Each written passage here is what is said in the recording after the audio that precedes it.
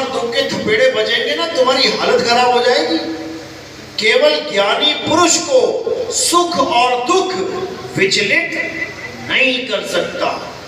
सुख आ गया तो उसको भी वो नॉर्मल तरीके से भुगतान करेगा, और दुख आ गया उसको भी वो बिना रोए धोए, बिना परेशान हुए भुगतान करेगा, क्योंकि उसे पता है ये सुख और दुख मेरे ही बच्चे हैं, मैंने ही पैदा किए हैं दोनों। कैसे पैदा करते हैं पता है? सुख और दुख बच्चे कैसे पैदा होते हैं? दुनियावी बच्चे तो सबको पता है कैसे होते हैं। ये सुख और दुख कैसे पैदा होता है? कर्म करके। अच्छे कर्म करोगे तो तुमने सुख वाले बच्चे पैदा कर दिए, और बुरे कर्म करोगे तो दुख ही दुख पार्टी आ जाएगी पूरी पीछे तुम्हारी। तो साहिब यही समझा रहे हैं, अरे दे धरे का दंड है और सब काहू को होए, ज्ञानी भोगे ज्ञान से, अज्ञानी भोगे रोए। तो केवल ज्ञानी पुरुष ही इस संसार में सुखी है, नहीं तो नानक दुखिया सब संसार, और सुखी सोई जो नाम आधार। जिसके जीवन में भेदी गुरु आ गया, जिसने भेद समझा दिया, कहते हैं वही सुखी है। जो सच्चे मार्ग पे लग गया वही सुखी है, नहीं तो सारा संसार दुखी है। तो सच्चे मार्ग से हम कब लगेंगे? जब हम अपने आप की तरक्की करेंगे। एक गुरु बना लिया, अच्छी बात है, आगे का ज्ञान मिला, बेटा तरक्की कर। उससे आगे का ज्ञान मिला, तरक्की कर। उससे आगे का करते करते करते एक दिन तुम्हें ऐसा गुरु मिल जाएगा जो तुम्हें सारे भेद समझा देगा कि बेटा मुक्ति कहते किसे हैं, ये जो तेरी सूरत भटक रही है इसको समाना कहाँ है। और जैसे ही उसको समाने का ज्ञान हो गया, अब ना कहीं आना और ना कहीं जाना, आपे में आप समाना। उसके बाद तुम्हारी मुक्ति है, खेल खत्म। लेकिन इसको समझना बड़ा मुश्किल है, बहुत मुश्किल है। आपे में आप समाना, जैसे कछुआ अपने आप में समा जाता है। अब लोग ऐसे भी मिलेंगे, वो कछुए की टांग पकड़ के बैठ जाएंगे, ना कछुआ बना रहा है ये तो कछुआ बन। अरे भाई कछुआ तो दूर की बात है, तुम्हारा गुण देखो क्या है। तुम तो कछुआ नहीं हो ना, इंसान हो। अभी तुम्हें कोई लाठी मारे, कैसा रिएक्शन होगा तुम्हारा? कछुए वाला ही होगा। तुम चौड़े होके खड़े हो, जैसी लाठी आएगी क्या हुआ ये? तो क्यों कछुआ बन रहे हो ना? एक बार चौड़ा होके लाठी खा जाना सिर पे। अब तो कछुआ बन जाएगा 2 मिनट में। और वैसे तुझे कछुए से एलर्जी हो रही है, कछुआ कछुआ कर रहा है पूरा दिन। खा जरा 10 घंटे सिर पे बिना कछुआ बने, उसके बाद तो ऐसे सिमट जाएगा अपने अंदर। तो ये सब मूर्खता की निशानियां हैं। ये मूर्ख लोग हैं, अंधे लोग हैं ये लोग, जो केवल कथनी जाल में फंसे पड़े हैं। इनको पता नहीं अभी कैसी कैसी इनको चूने मिलने वाली हैं। अभी तो कोई बोलने वाला नहीं है ना। जब तुम्हारा का गधा बन के आ जाएगा और रूखी सूखी घास मिलेगी खाने को, अभी खा के देख लो घास रूखी, अभी जैसा टेस्ट आएगा ना वैसा ही आएगा उस वक्त भी, खा के देख लेना। वही खानी चबानी पड़ेगी जो आज तुम नहीं चबा पाओगी, वही चबानी पड़ेगी। और उसके बाद डंडे पड़ेंगे वो अलग। देखना कभी कुमार के गधे के पास जाके कैसे निशान पड़े होते हैं डंडों के, घोड़े के जाके देखना चाबुक के निशान पड़े होते हैं। तुम तो ऐसे ऐसे कर भी लोगे, वो कैसे करेगा बेचारा? ऐसी ऐसी चूनों में सत्यानाश होने वाला है, और लोगों को समझ ही नहीं आ रहा कि कितना महत्वपूर्ण समय बर्बाद किया जा रहा है, वो भी केवल जुबानी जमा खर्ची में। कोई अनुभव नहीं, कोई लेना नहीं, कोई देना नहीं, कोई भक्ति नहीं, कोई भाव नहीं। बस सब महान बनने में लगे, मैं महान हो जाऊं, मैं बड़ा बन जाऊं।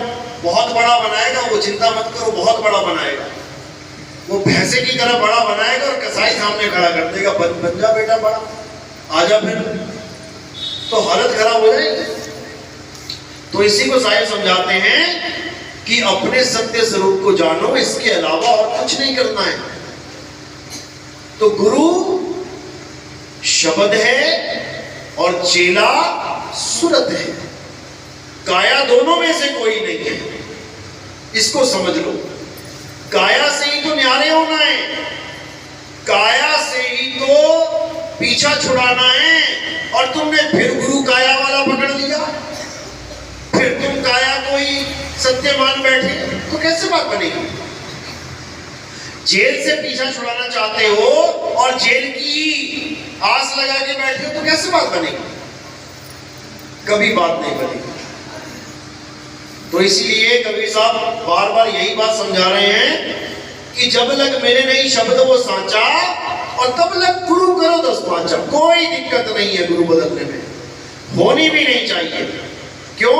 क्योंकि जब उन गुरुओं के पास दूसरे गुरुओं के चेले आ जाते हैं, तब तो कभी नहीं कहते नहीं भाई तुम किसी और के शिष्य हो, एक ही गुरु बनाना चाहिए, तुम अपने गुरु को छोड़ के क्यों आ रहे हो, एक बार भी नहीं पूछेंगे। क्यों? क्योंकि पता है चेला आया है तो समझ लो 500 रुपया दे के ही जाएगा। आदि माया किसे अच्छी नहीं लगती भाई, जाति माया सबको दुखती है।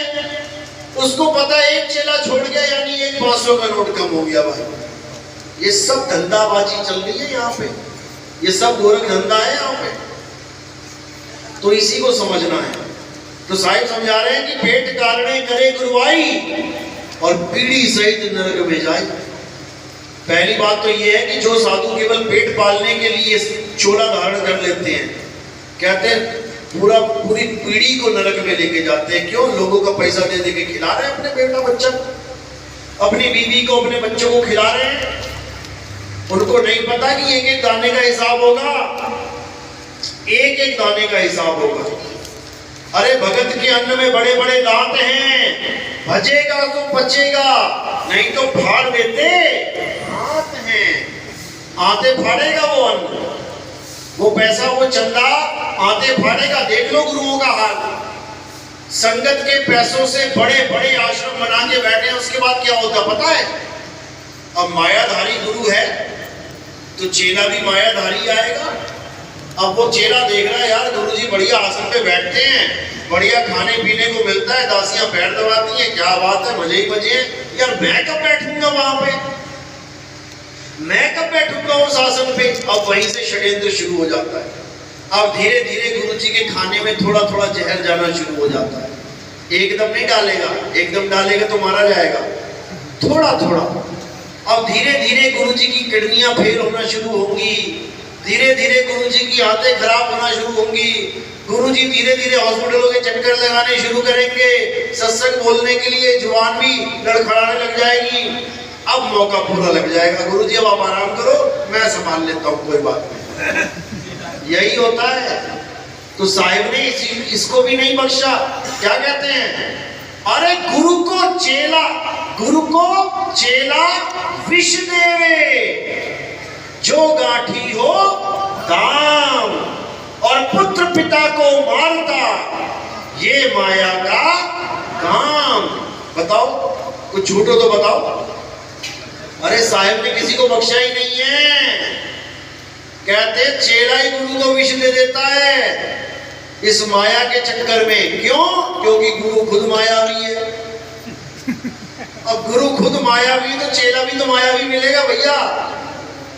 लोहार के पास जाओगे तो चेला भी तो लोहार ही बैठा होगा वहां पे, कुम्हार के पास जाओगे चेला भी कुम्हार ही बैठा होगा। अब किसी मिस्त्री के पास जाओगे तो चेला भी मिस्त्री है, सुनार के पास जाओगे चेला भी सुनार है। तो नहले पे दहला मारने के लिए सब तैयार है। तो अब क्या करना है? अब साहिब समझाते हैं अगर बचना चाहते हो, इस जाल से भी बचना चाहते हो तो क्या करना है? बस एक लाइन याद रखना कि मन लागो मेरो यार फकीरी में, और जो सुख मिलता राम भजन में, सो सुख नहीं अमीरी में। गा तो सारे रहे हैं, और फिर जाके देखो उनके आश्रम तिजोरी खोलो जरा, फिर सोने के बिस्किट भी निकलेंगे उसमें से, फिर लाखों की गड्डियां भी निकलेंगी उसमें से, फिर सब कुछ निकलेगा उसमें से। कहो 2-4 हीरे की अंगूठियां भी खरीद ली हो गुरुजी ने, इतना पैसा कहाँ रखूंगा यार, चेले लूटना ले जाए, चलो यार अंगूठी ले लेते हैं 50 लाख की, 60 लाख की, 70 लाख की। अरे वो भी चेला ही लूटेगा, तू कौन सा ऊपर लेके चला जाएगा?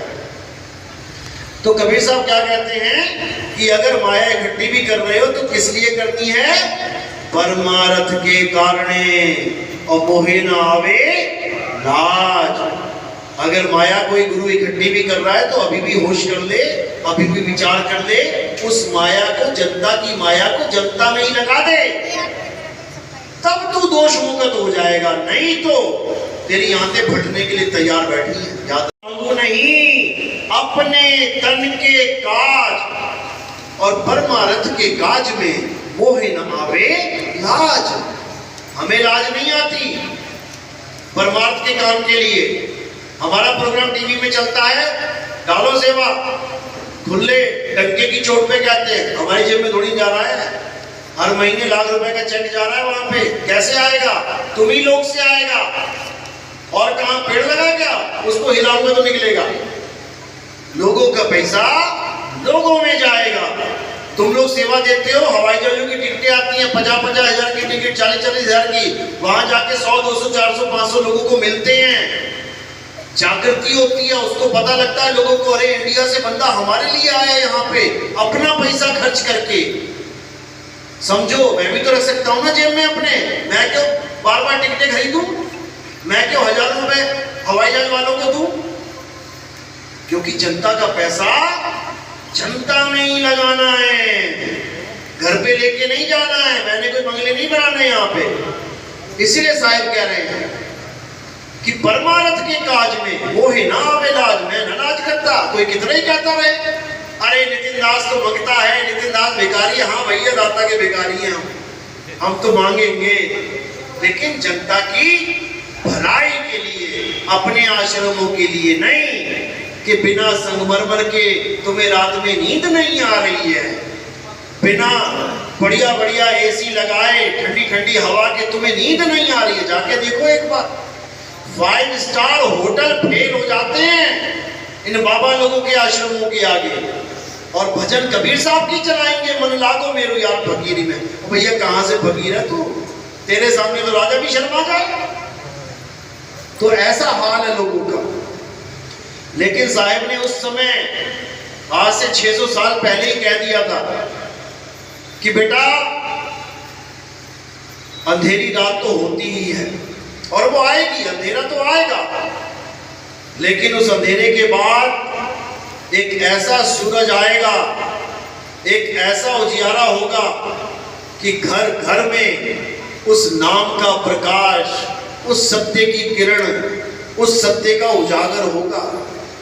और जब वो समय आएगा तो जितने भी पंथ हैं A to Z, भले वो विरोध करें, लेकिन सबको समझ में आ जाएगा कि सत्य क्या है।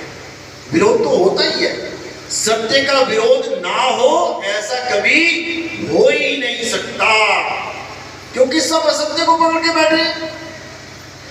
तुम 4 झूठी बातें कर दो, सब तुम्हारी वाहवाही करने लग जाएंगे, और तुम एक सच्ची बात कर दोगे ना तो तुम्हें पीटने ना लग जाए। क्योंकि सांच कहूं जग मारन धावे, और झूठ कहूं पति आई हो, और कहे कबीर सुनो भाई साधो, हमसे झूठ कहा ना जाई हो। तो बात इतनी सी है।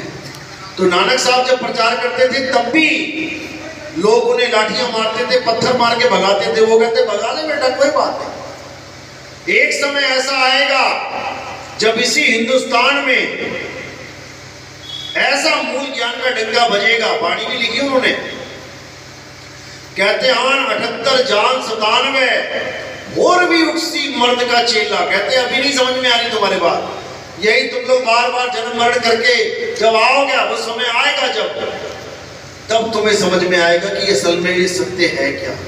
और जब वो मूल ज्ञान आएगा तो सारे पंथ एक कर दिए जाएंगे, फिर तेरा मेरा पंथ खत्म हो जाएगा, फिर ये धाम, वो आचार्य सब खत्म हो जाएगा।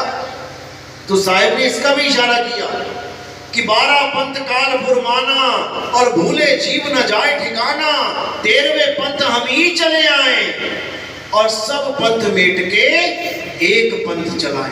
कहते हैं एक ही चला देंगे, फिर थोड़े दिन का खेल और है बस। धीरे धीरे जनता जागरूक होगी, अपने आप इनको छोड़ छोड़ के आएगी, तब इन्हें होश आएगा कि हम कितने पानी में। अभी नहीं, अभी तो गुरुवाई नहीं छूट रही है, अभी तो गुरुवाई नहीं छूट रही है, सिंहासन नहीं छूट रहा महाराज जी का।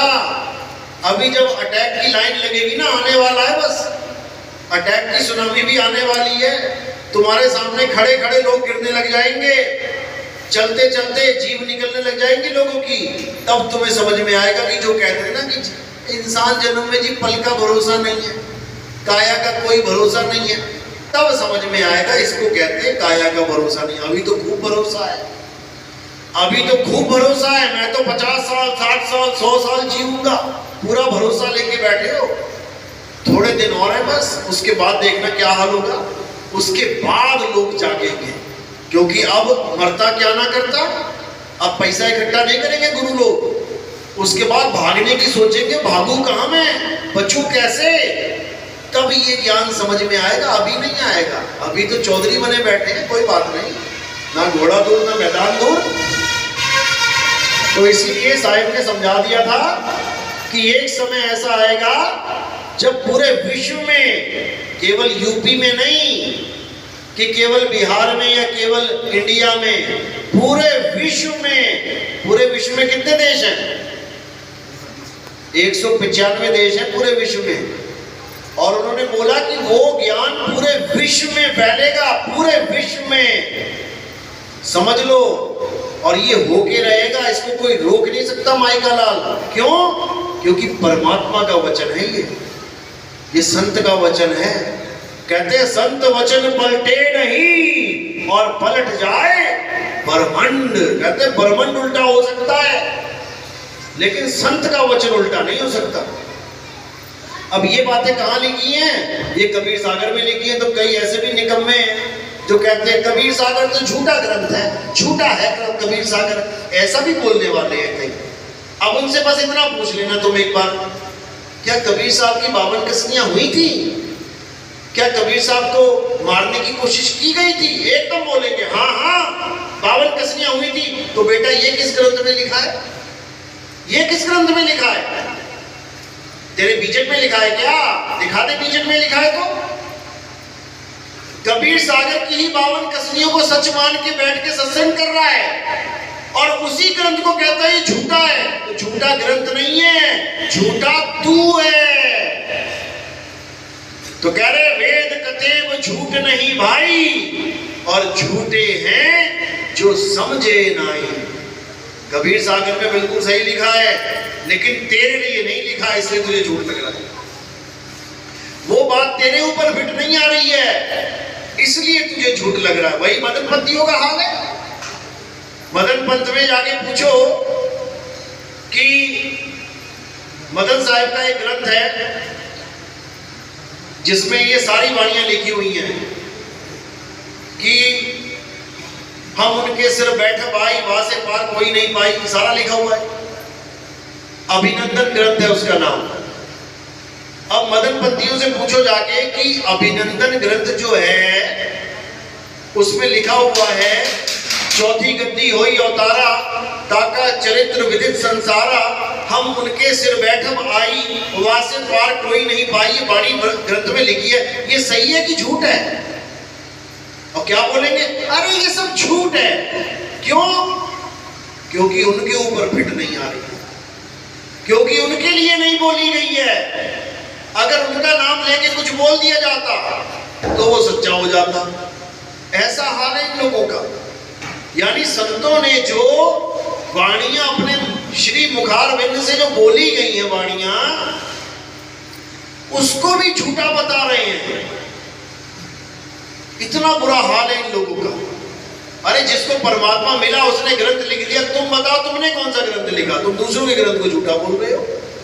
तुमने कौन सा लिख दिया? तो इतना बुरा हाल है इन लोगों का। हालांकि कबीर साहब ने 2 प्रकार के संतों का जिक्र किया है।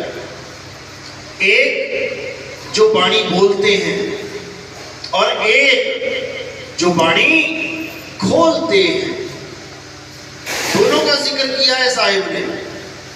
और जितने भी संतों से वाणी बुलवाई कबीर साहब ने, नानक जी से, दादू जी से, भीका जी से, पलटू साहब से, सब संतों से, गरीबदास जी महाराज से, घासीदास महाराज से, एक को भी परमिशन नहीं दी कि तुम अपनी वाणी को खोल के जाना, एक को भी नहीं दी। केवल बोल के जाना, खोल के नहीं। क्यों? क्योंकि खोलने वाला आएगा जो सारे ग्रंथों को, सारे संतों की वाणियों को एक करके पूरे विश्व में एक पंथ चलाएगा। साफ बोला हुआ उसमें, हमने नहीं लिखा हुआ है, 600 साल पहले से लिखा गया है। लेकिन साहिब कहते हैं जो मेरी वाणी को सुनकर भी उस पर विश्वास ना करे, फिर उसके फूटे भाग हैं।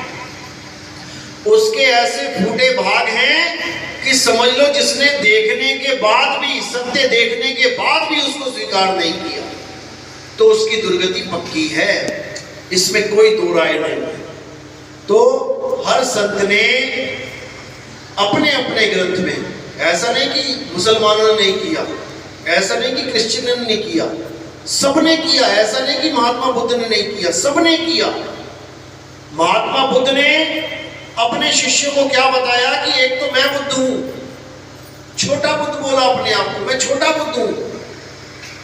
कहते एक ऐसा बुद्ध आएगा जिसका नाम मैत्रेय बुद्ध होगा। मैत्रेय बुद्ध, आप नेट पे सर्च करोगे उसका नाम आ जाएगा लिख के। मैत्रेय बुद्ध, कई होटल बने हुए हैं थाईलैंड में, सिंगापुर में, उस नाम से। क्यों? क्योंकि वो उनका आखिरी अवतार है। जैसे हमारे यहाँ कल्कि भगवान है, कल्कि भगवान आ गए क्या?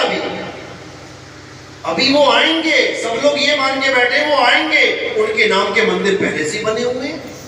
यानी वो उनका एक आने वाला अवतार भगवान है, उस पर विश्वास करके बैठे हैं वो।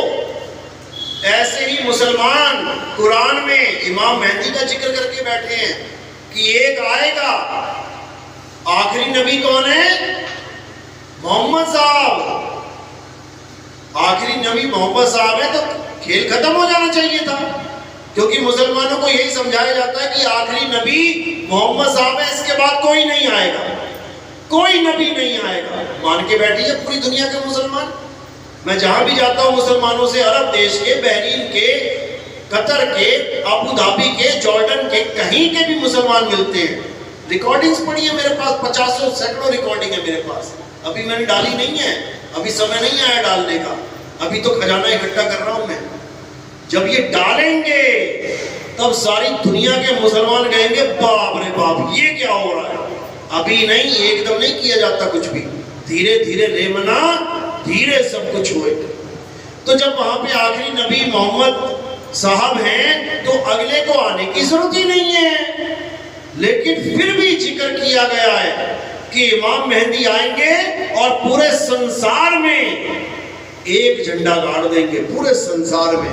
और मुसलमान डंके की चोट पे बोलते हैं, हर देश का मुसलमान, चाहे अजरबैजान का हो, चाहे अर्मीनिया का हो, चाहे कहीं का भी हो, डंके की चोट पे इंतजार कर रहे हैं वो लोग कि वो आने वाले हैं, लेकिन उनको पता ही नहीं है कि वो है क्या। ईसाइयों में भी यही है कि जीसस सेकंड कमिंग आएंगे। वो जीसस को मरा हुआ नहीं मानते, वो कहते जीसस मरा नहीं है, भले सूली पे चढ़ा दिया, क्रूस पे चढ़ा दिया, लेकिन मरा नहीं है। वो दोबारा आएंगे और क्या करेंगे? सारी दुनिया को एक कर देंगे, एक झंडे के नीचे लेके खड़ा कर देंगे। यही कबीर सागर में है कि कबीर सागर में भी यही जिक्र है कि वो अवतार जब आएगा वो पूरे संसार में एक झंडा स्थापित कर देगा। वही चीज गुरु ग्रंथ साहब में है कि जब वो आएगा उसको मर्द का चेला बोला गया है। मर्द का चेला, मर्द यानी एक ही मर्द है, दो थोड़ी नहीं है। शब्द कहे सो मर्द है और महरी ये संसार। जो शब्द है, गुरु है, वही मर्द है और हम सब उसके चेले हैं। तो उसमें जिक्र किया गया कि एक मर्द का चेला आएगा और हिंदुस्तान लिखा है नाम वहां पे, हिंदुस्तान में आएगा। और ये जो मुसलमान भाई लोग जो गजवाए हिंद करते हैं और हिंदू भाई बड़े चलते हैं, गजवाए हिंद, अरे तुम्हारी ऐसे की तैसी, कैसे गजवाए हिंद? उनको पता ही नहीं है गजवाए हिंद का मतलब क्या होता है। क्या है गजवाए हिंद? गजवाए हिंद का मतलब ये नहीं है कि हिंदुस्तान को पाकिस्तान बना देंगे, हिंदुस्तान में सारे मुसलमान ही बना देंगे, ऐसा नहीं है। गजवाए हिंद का मतलब क्या है? कुरान में दर्ज है, हदीस में, कि मोहम्मद साहब अरब में खड़े होके भारत की तरफ देखते थे और कहते थे कि मुझे भारत देश से एक खुशबू आती है, मुझे खुशबू आती है, हो ना हो वो वही आएगा जो सारी दुनिया को एक कर देगा। ये गजवाए हिंद का मतलब है। हदीस में पूरा दर्ज है इसके बारे में कि भारत देश की तरफ मुंह करके हमारे मौला खुशबू लेते थे वहां से, और उन्होंने उसको गजवाए हिंद का नाम दिया, हिंदुस्तान का नाम दिया। सोचो कितनी बड़ी बात है हमारे हिंदुस्तान के लिए कि अरब में बैठा इंसान वो हमारे देश का नाम लेके कह रहा है कि गजवाए हिंद, कि यहीं से वो आंदोलन, यहीं से वो सत्य ज्ञान की आंधी सुनामी पूरे विश्व में लहराएगी। उसने तो इशारा कर दिया, वो तो काम करके चले गए। और तुम ना जान पाओ तो तुम्हारी मूर्खता है। तो इसी प्रकार हर धर्म में, हर ग्रंथ में ये दर्ज है कि तुम्हारे मन से नहीं ये झूठा है, नहीं वो झूठा, अरे तुम झूठे हो, वो झूठे नहीं है, वो तो अपना काम कर गए, लेकिन हमें ही समझ में नहीं आ रहा है। तो इसको समझना है और अब एक होने का समय है। सबने एक होना है। हिंदू मुसलमान सिख ईसाई सब भाई हैं आपस में, केवल 52 अक्षरों का झगड़ा है। कोई बोले राम राम, कोई खुदाए, कोई सेवे गुसैया, कोई अलाए। गुरु ग्रंथ साहब ने निबेड़ा कर दिया इसका कि वो 4 शक्तियां नहीं है भाई, वो एक ही है। बस तुम 52 अक्षरों के चक्कर में फंसे, एक दूसरे से झगड़ा कर रहे हो, लड़ रहे हो, कट रहे हो, मर रहे हो। तो अब ये सब छोड़ देना है और एक आत्मदेव की शरण में आना है और हमेशा हमेशा के लिए आत्मलीन, आत्ममयी आत्मा में ही रम जाना है। चलो, तो आज का सत्संग यही समाप्त करते हैं। मेरी बात समझ में आ रही है? कौन आया पहली बार कौन आया सत्संग सुनने? हाथ खड़ा करो। पहली बार समझ में आ रही है बात क्या बोल रहा हूं? अच्छी बात है। और वैसे किस किस की समझ में आ रही है? सबकी समझ में आ रही है। तो चलो अब आरती का समय है। आरती कैसे करते हैं, क्या करते हैं, समझ लो। हमारे यहाँ किसी पत्थर की, मूर्ति की, कैलेंडर की आरती पूजा नहीं होती। हमारे यहाँ किसी समाधि की पूजा नहीं होती। लोग समाधि पूजने में लगे पड़े हैं। बताओ, अरे समाधि ईंट पत्थर से बनी है, तुम उसकी क्या पूजा कर रहे हो? तो हमारे यहाँ किसकी पूजा है? हमारे यहाँ जीवित गुरु की पूजा है। जिंदा गुरु, जीवित गुरु। और जीवित गुरु कौन है? आत्मदेव ही जीवित गुरु है। तो हमारे यहाँ आत्मदेव की आरती होती है। कैसे होती है? एक एक करके आएंगे। ये जो फूल हैं ये पैरों में किसी ने नहीं रखना है, ये मेरे सिर के ऊपर रखेंगे। सिर के ऊपर क्यों रखेंगे? क्योंकि ये फूल काया से परे उस आत्मदेव को समर्पित किए जाते हैं, उसके चरणों में रखे जाते हैं। तो आना है। सबसे पहले बैठे बैठे बंदगी करेंगे, अभी करवाऊंगा मैं। उसके बाद एक एक करके आएंगे, फूल रखेंगे सिर के ऊपर। कोई प्रचार में योगदान करना चाहेगा तो वो सेवा केवल और केवल पैरों में रखनी है, गोदी में नहीं रखनी किसी ने, हाथ में नहीं पकड़ानी किसी ने। क्योंकि जिस स्कूल में आप एडमिशन ले रहे हो वहां के नियम आपको पता होने चाहिए।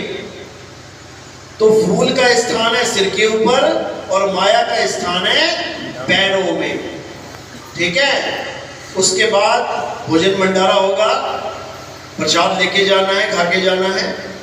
और नाम दीक्षा वाले जो हैं उसके बाद मुझे मिलेंगे, पहली वाले भी और दूसरी वाले। चलो अब आरती शुरू करो।